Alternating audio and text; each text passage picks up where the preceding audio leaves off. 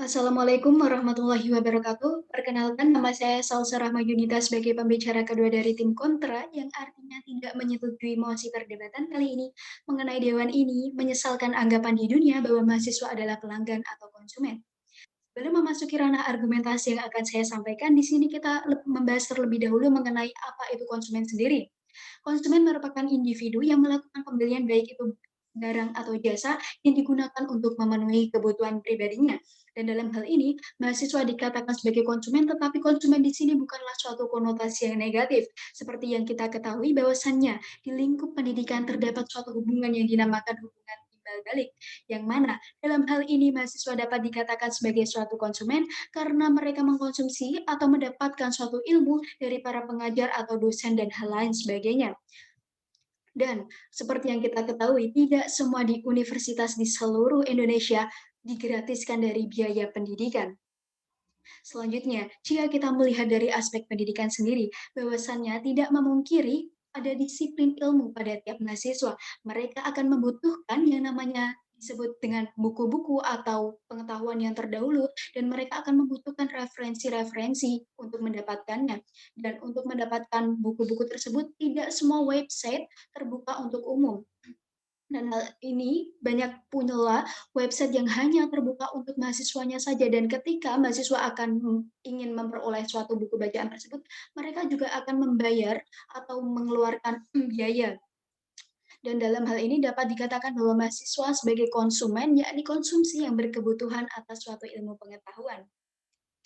Untuk selanjutnya saya akan menanggapi mosi kedua atau dari mosi dari pemerintah, di mana pada argumen yang pertama menyatakan bahwasannya perguruan tinggi mengeksploitasi mahasiswa dengan biaya yang luar biasa mahal.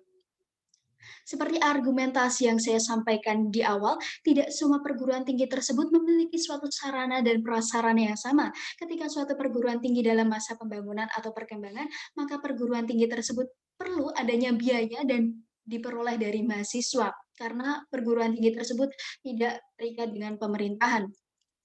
Untuk poin yang selanjutnya, ketika tim pemerintah menyatakan bahwasannya perguruan tinggi dan setaranya mengeksploitasi mahasiswa dengan adanya iklan yang mewah, ketika mereka baru saja tidak diterima di SBMPTN atau tes yang lainnya, dan mana dalam hal ini akan mempengaruhi rasionalitas dari mahasiswa itu sendiri. Tetapi pada dasarnya argumentasi yang disampaikan oleh tim pemerintah tersebut merupakan argumentasi yang salah. Karena seperti yang kita ketahui, banyak pula masyarakat dengan keadaan ekonomi menengah ke bawah, mereka akan memikirkan bagaimana mereka akan membayar perguruan tinggi ke depannya.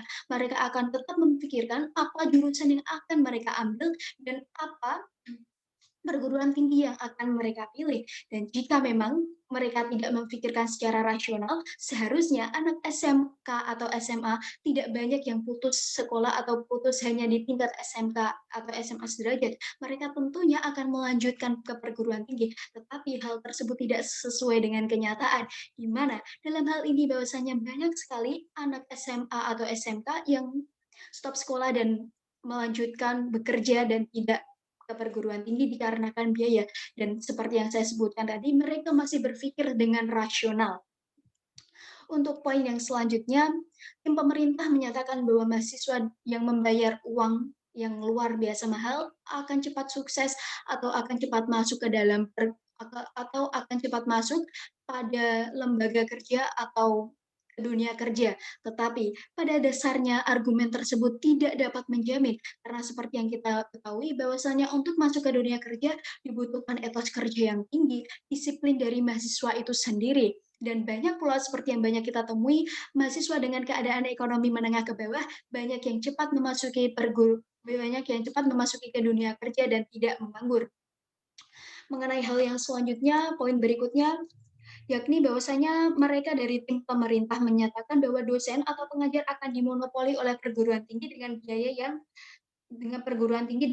luar biasa mahal. Tetapi lagi-lagi, hal tersebut tidak dapat dijadikan jaminan. Karena seperti yang kita ketahui, bahwasannya banyak perguruan tinggi negeri yang mempunyai dosen atau profesor-profesor dengan keahlian atau keterampilan yang sangat mumpuni.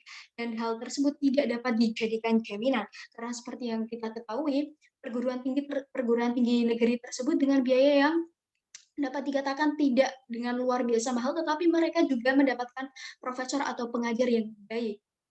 Mengenai solusi yang akan sampaikan dalam mosi perdebatan kali ini, ya dalam hal ini pemerintah dapat menambahkan alokasi dana ke bidang pendidikan, yakni pendidikan pada perguruan tinggi di seluruh Indonesia, agar semua perguruan tinggi tidak mengambil uang berlebih atau biaya yang luar biasa pada mahasiswa. Sekian argumentasi dari saya. Wassalamualaikum warahmatullahi wabarakatuh.